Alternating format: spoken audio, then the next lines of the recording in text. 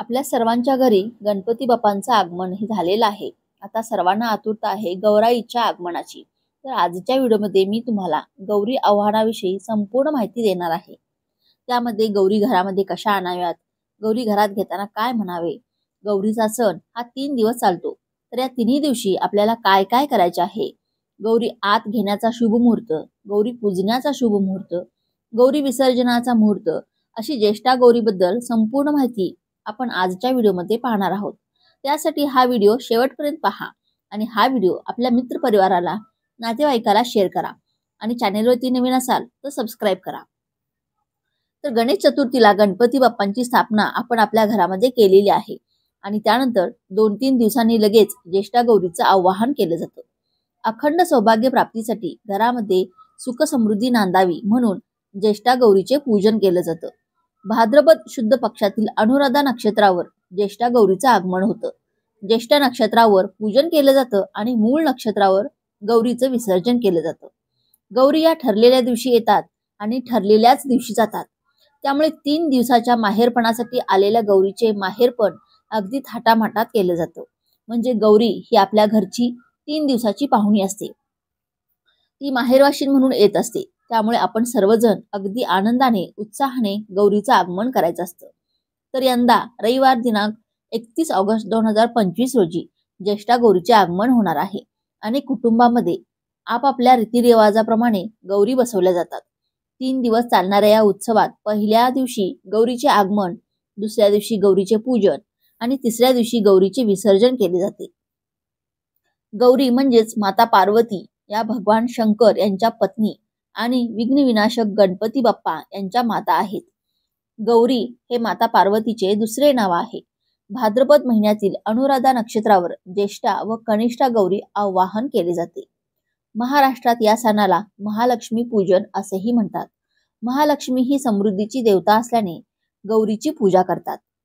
एक भगवान विष्णू यांची पत्नी आणि दुसरी भगवान शंकर यांची पत्नी पार्वती, या दोघींनाही आपण लक्ष्मी म्हणून पूजत असतो.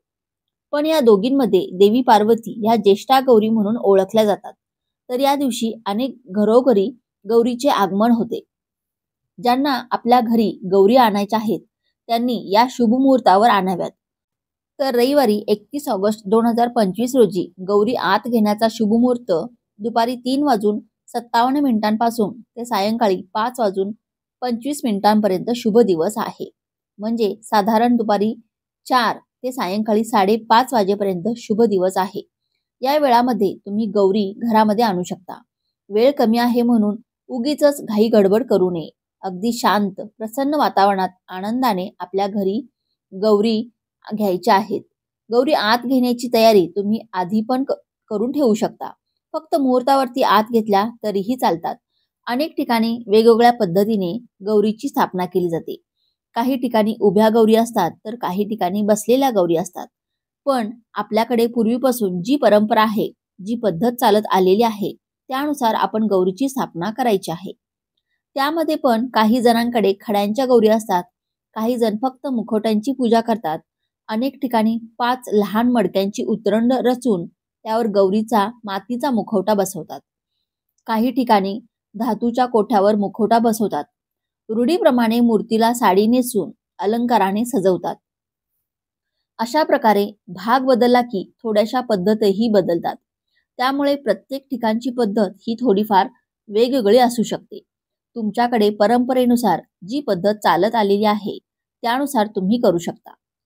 तर आता गौरी पूजन कशा प्रकारे करतात त्याची माहिती सांगत आहे. तर गौरी घरात घेण्यापूर्वी आपले संपूर्ण घर, अंगण आपल्याला स्वच्छ करायचे आहे. कारण आपण बाहेरून गौरी घरामध्ये आणत असतो. दारामध्ये छानशी रांगोळी काढायची आहे. त्यामध्ये लक्ष्मीची पावलं मात्र अवश्य काढावीत. कारण या दिवशी आपण छान असं गौरीचं स्वागत करायचं आहे. तसेच आपल्या अंगणातील तुळशी समोर सुद्धा छानशी रांगोळी काढून त्यामध्ये पण लक्ष्मीची पावलं काढावीत. कारण या दिवशी तुळशी पूजन करूनच, तुळशीपासूनच गौरी आपल्या घरामध्ये घेतल्या जातात. आणि तुळशीपासून घरामध्ये आपण ज्या ठिकाणी गौरी ठेवणार आहोत तिथपर्यंत आपल्याला लक्ष्मीची पावलं काढायची आहेत. त्यावरती हळदी कुंकू वाहायचं. गौरी घरात घेण्यापूर्वी आपल्याला काही तयारी करावी लागते. तर एका स्टीलच्या पाटीमध्ये किंवा परातीमध्ये आपल्याला धान्य भरून घ्यायचं आहे. शक्यतो गहू घ्यावेत आणि त्यामध्ये गौरीचे मुखवटे बसवावेत. दोन्ही मुखवट्यांच्या मध्ये आपल्याला देवघरातील गणपतीची मूर्ती किंवा सुपारी ठेवावी गणपतीचं प्रतीक म्हणून. गौरीच्या डोक्यावरती एखादा नवीन ब्लाउज पीस टाकावा. गौरीला नथ, मंगळसूत्र, वस्त्रमाळ घालावी आणि त्यांच्यासमोर आपल्याला 3 विडे ठेवायचे आहेत. 2 गौरीचे आणि 1 गणपतीचा. प्रत्येकी 2 विड्याची पाने घेऊन त्यावर विड्याचं साहित्य ठेवावं. खारीक, खोबरं, हळकुंड, बदाम, सुपारी, नाणं हे साहित्य आपण ठेवू शकतो. अशी तयारी झाल्यावर तुळशी वृंदावनाजवळ आपल्याला जागा स्वच्छ करून तिथे पाट मांडायचा आणि त्या पाटावरती आपल्याला या गौरी ठेवायच्या असतात. पाटाभोवती सुद्धा छानशी रांगोळी काढायची आहे. आपल्याला आरतीचं ताट देखील तयार करून घ्यायचं आहे. त्यामध्ये हळदी कुंकू, अक्षता, 2 निरांजन, अगरबत्ती, कापूर, दूध, साखर, घंटा इत्यादी साहित्य असावं. अशी तुम्ही तयारी करून ठेवू शकता. आणि मग ज्यावेळी आपण गौरी घरामध्ये घेणार आहोत त्यावेळी मग ही गौरीची पाटी किंवा परात असेल तर ती बाहेर पाटावरून नेऊन ठेवायची आणि मग यावेळी आजूबाजूच्या स्त्रियांना बोलावलं जातं. कोणी 5 स्त्रिया आल्या तरी चालतात. घरातील सर्व सौभाग्यवती स्त्रीनी आणि बाहेरील आलेल्या स्त्रियांनी त्या गौरीची पूजा करायची असते. तर गौरीला हळदी कुंकू, अक्षता, दूध साखरेचा नैवेद्य दाखवून आरतीने ओवाळलं जातं. धूप दीप ओवाळला जातो. त्याबरोबरच मागे जी तुळस आहे त्या तुळशीचे देखील आपल्याला पूजन करायचे आहे. तुळशीला आपण हळदी कुंकू, अक्षता वाहायच्या आहेत, वस्त्रमाळ घालायचे आहे. आलेल्या प्रत्येक स्त्रीने देखील या गौरीची पूजा करायची आहे. आपल्या घरी आलेल्या सर्व स्त्रियांना हळदी कुंकू लावायचं आहे. आपल्याला ज्या ठिकाणी गौरी घरामध्ये ठेवायच्या आहेत तिथली पण जागा स्वच्छ करून तुम्ही तिथे काही छोटं मोठं डेकोरेशन करायचं असेल तर ते पण तुम्ही आधीच करून ठेवू शकता. तर मी सांगितलं की दुपारी 4 वाजल्यापासून ते 5:30 वाजेपर्यंत आपण गौरी घरामध्ये घेऊ शकतो आणि दुसऱ्या दिवशी 11:30 नंतर पूजा आणि महानैवेद्य तुम्ही अर्पण करू शकता. आणि तिसऱ्या दिवशी म्हणजे 2 सप्टेंबरला रात्री 9:30 वाजेपर्यंत आपल्याला गौरीचे विसर्जन करायचं आहे. म्हणजे 9:30 ते 10 या दरम्यान तुम्ही गौरी उतरवल्या तरी चालतील. गौरी आतमध्ये घेताना एका ताटामध्ये आपल्याला कुंकवाचं पाणी करायचं आहे आणि ते पाणी तुळशीपासून आपण गौरी ज्या ठिकाणी ठेवणार आहोत तिथपर्यंत हात उमटवले जातात. घरातल्या एखाद्या सवाष्ण स्त्रीने या गौरी हातामध्ये घ्यायच्या आहेत आणि कोणा एका स्त्रीने कुंकवाचे हात उमटवत उमटवत आत यायचं असतं. गौरी घरात घेताना मात्र शांत न घेता घंटानाद करायचा असतो आणि ताट चमच्याने वाजवत गौरी घरामध्ये आणायचे असतात. ज्या स्त्रीने गौरी घेतलेल्या आहेत त्यांनी उंबरट्यावरती ठेवलेलं धान्याचं माप ओलांडून आतमध्ये यायचं आहे. 1 माप उंबरट्यावरती धान्याने भरून ठेवलेले असतात तर ती माप ओलांडत आतमध्ये प्रवेश करायचा असतो. गौरी घेतलेल्या स्त्रीने आणि हात उमटवत असलेल्या स्त्रीने एक प्रकारचा संवाद करायचा असतो. गौरी घेतलेल्या स्त्रीने म्हणायचं गौरी गौरी आल्या आणि त्यानंतर हात उमटवणाऱ्या स्त्रीने म्हणायचं कशाच्या पावली आल्या. त्यानंतर हिने म्हणायचं धन धान्य, धनसंपदा, पाऊस, पाणी, लेकरं बाळ असं गौरी आत घेईपर्यंत प्रत्येक वेळी वेगवेगळं म्हणावं. गौरी आल्या कशाच्या पावली, सुख समृद्धी शांती गुराढोरांच्या पावली. गौरी आल्या कशांच्या पावली, सोन्या चांदीच्या पावली. गौरी आल्या कशाच्या पावली, हळदी कुंकवाच्या पावली. तसेच आपली काही इच्छा असेल, घरात कोणाचं लग्न व्हायचं असेल, नोकरी व्यवसायात यश हवं असेल, एखाद्याला मूल हवं असेल तर ती पण इच्छा यावेळी बोलून दाखवतात. अशा प्रकारे आपल्याला जे काही हवं असेल, जी कोणाची इच्छा असेल ते सर्व बोलून दाखवायचं आहे. कारण त्या येताना सुख समृद्धी, समाधान, शांती, ऐश्वर्य, धनसंपदा सर्व काही घेऊन येत असतात. गौरी घरात घेतल्यानंतर त्यांची स्थापना करण्यापूर्वी त्यांना घरातील समृद्धी, दूध त्यांची जागा दाखवायची. मग एकदा का गौरी घरात आणल्या की मग गौरीची आरती करायची असते. सर्वप्रथम गणपतीची आरती करायची, त्यानंतर गौरीची दुर्गे दुर्गटभारी ही पण आरती तुम्ही म्हणू शकता. त्यानंतर घालिंग लोटांगण म्हणत स्वतःभोवती प्रदक्षिणा घालायची, मनोभावे नमस्कार करायचा आलेल्या सर्व स्त्रियांना हळदी कुंकू लावून प्रसाद द्यायचा आणि नमस्कार करायचा. मग अशा प्रकारे एकदा का गौरी आत घेतल्या की तुम्ही तुमच्या सवडीनुसार गौरी उभ्या असतील तर उभ्या करू शकता, हवी तशी सजावट करू शकता, डेकोरेशन करू शकता.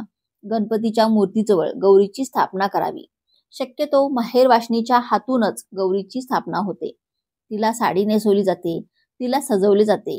नव्या साड्या, छान छान दागिने, फुलांचे हार घालून गौरीला सजवले जाते. तुमच्याकडे जे कोणतं सजावटीचं साहित्य असेल ते वापरून तुम्ही सजावट करू शकता. छोटी मोठी खेळणी सुद्धा गौरीसमोर मांडली जातात. अनेक प्रकारचे देखावे केले जातात. फुलांची आरास केली जाते. त्यानंतर लगेचच आपल्याला भाजी भाकरीचा नैवेद्य गौरीला दाखवायचा आहे. गौरी घरात घेतल्याबरोबरच पहिल्या दिवशी भाजी भाकरीचा नैवेद्य असतो. या दिवशी विशेष करून शेपूची भाजी बनवली जाते. नसेल तर तुम्ही कोणतीही पालेभाजी बनवू शकता आणि हा नैवेद्य आपल्याला दुसऱ्या दिवशी सकाळपर्यंत असाच ठेवायचा आहे. आणि मग दुसऱ्या दिवशी सकाळी गौरीला चहा पण ठेवतात छोट्याशा कबशीमध्ये. आणि मग 12च्या दरम्यान आपल्याला महानैवेद्य दाखवायचा आहे. त्यावेळी मग हा भाजी भाकरीचा नैवेद्य उचलून त्या ठिकाणी महानैवेद्य ठेवतात. मग पुरणपोळी तुम्ही बनवली असेल तर तो पण तुम्ही नैवेद्य ठेवू शकता. त्यासोबतच अनेक जण पंचपक्वान्न करतात. 16 प्रकारच्या भाज्या, कोशिंबीर असे काहीसे पदार्थ बनवतात. त्याबरोबरच आपण जो कोणता फराळ बनवलेला असेल तो पण गौरी पुढे ठेवला जातो. जसे की बेसन लाडू, बुंदीचे लाडू, शंकरपाळी, चकली, करंजा, अनारसे जे काही आपण पदार्थ बनवले असतील ते गौरीसमोर ठेवू शकता. त्याबरोबरच आपण जो महानैवेद्य ठेवणार आहोत तर तो शक्यतो केळीच्या पानावर ठेवावा. त्यानंतर संध्याकाळी आरती केली जाते. महाराष्ट्रात सायंकाळी महिलांचा हळदी कुंकवाचा कार्यक्रम केला जातो. सगळ्या स्त्रिया एकमेकींच्या घरी हळदी कुंकवासाठी, एकमेकींच्या गौरी बघण्यासाठी जातात. त्यानंतर तिसऱ्या दिवशी म्हणजेच मूळ नक्षत्रावर गौरीचे विसर्जन केले जाते. तर त्या दिवशी पण नेहमीप्रमाणे गौरीची आपल्याला सकाळी पूजा आरती करायची आहे. आणि त्या दिवशी सुताच्या गाठी बांधतात म्हणजेच दोरे घेतात. तर त्या सुतामध्ये हळदी कुंकू, फुले, झेंडूची पाने, बेलाचे फळ, तुळशीपत्र, काशी फळाचे फूल, जास्वंदीचे फूल, हळकुंड, खारीक असे एक एक जिन्नस घालून गाठी बांधतात. आणि मग त्या दोऱ्यांची पूजा करून ते गौरीसमोर ठेवले जातात. तिसऱ्या दिवशी गौरीला शेवयांची खीर किंवा कानवल्याचा नैवेद्य दाखवतात. तुमच्याकडे जशी पद्धत असेल त्यानुसार तुम्ही नैवेद्य दाखवू शकता. तिसऱ्या दिवशी सकाळी गौरीची आरती केली की गौरीची ओटी भरली जाते. तुम्ही एखादा ब्लाऊज पीस, त्यावरती तांदूळ, खोबऱ्याचा तुकडा किंवा खणा नारळाने पण ओटी भरू शकता. या दिवशी सुवासिनींची पण ओटी भरली जाते. दोरे घेण्यासाठी किंवा हळदी कुंकवासाठी आपल्याकडे ज्या स्त्रिया येतील त्यांची चिरमुरे आणि त्यामध्ये काही खोबऱ्याचे तुकडे असतात तर त्याने ओटी भरली जाते. काही ठिकाणी गव्हाने पण भरतात. ज्याच्या त्याच्या पद्धतीनुसार तुम्ही करू शकता. त्यानंतर संध्याकाळी पुन्हा गौरीची पूजा आरती करून आपल्याकडून काही चुका झाल्या असतील तर क्षमा प्रार्थना करावी आणि पुढील वर्षी लवकर येण्याचे आमंत्रण देऊन त्यांचा निरोप घेतला जातो. तर गौरीचे विसर्जन करण्यापूर्वी मात्र आपल्याला गौराईला पुन्हा आपल्या घरी येण्याचं आमंत्रण द्यायचं आहे असे सांगून गौरीचा निरोप घ्यावा. अशा प्रकारे आपल्या महाराष्ट्रामध्ये 3 दिवस हा गौरीचा सण चालतो. आजचा व्हिडिओ तुम्हाला कसा वाटला? व्हिडिओतील माहिती उपयुक्त वाटली असेल, व्हिडिओ आवडला असेल तर व्हिडिओला एक लाईक नक्की करा आणि चॅनेलला सबस्क्राईब करून आम्हाला प्रोत्साहित करा. तसेच हा व्हिडिओ संपूर्ण पाहिल्याबद्दल आपणा सर्वांचे मनपूर्वक आभार. धन्यवाद. जय महालक्ष्मी.